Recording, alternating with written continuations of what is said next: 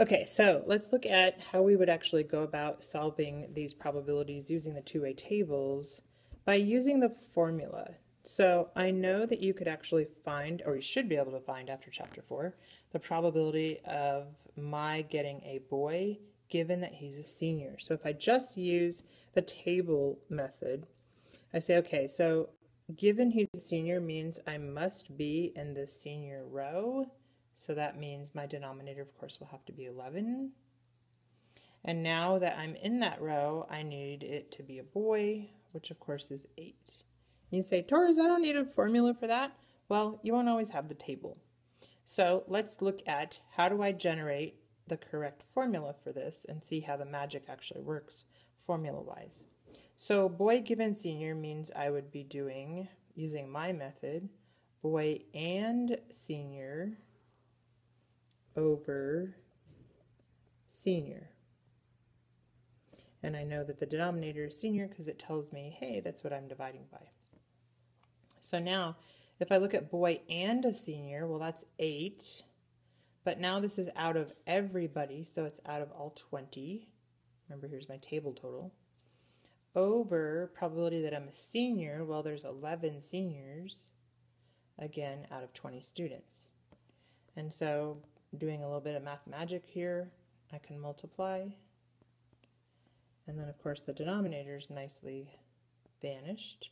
But oh, look, the 20s disappear, and I end up with 8 11s. So formula-wise, it works out the same. Yay!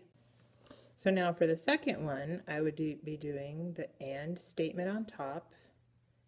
Senior and boy, the order, it doesn't matter when I write those ands. I could do boy and senior. Hey, that's the same as what I had last time.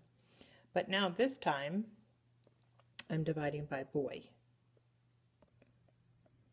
So now, going back to the table, senior and boy, well, there was 8 of those out of all the students.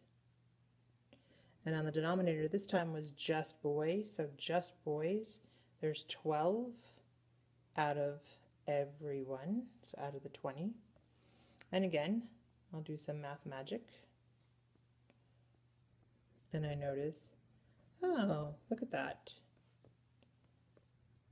Denominator cancels, the 20s cancel.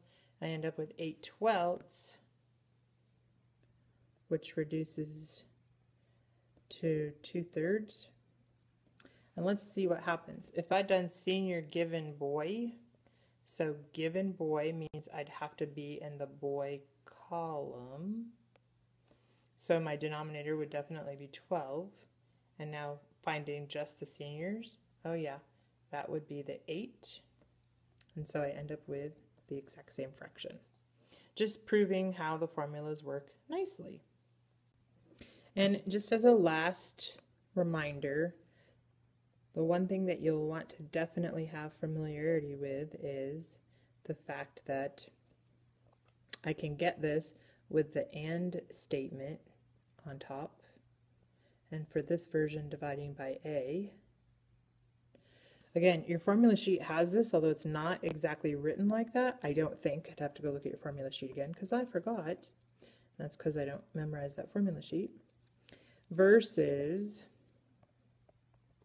the switcheroo, which is probability of A given B. And notice how it starts off the exact same way, so their numerators are the same. It's just on this one, I'm dividing by B.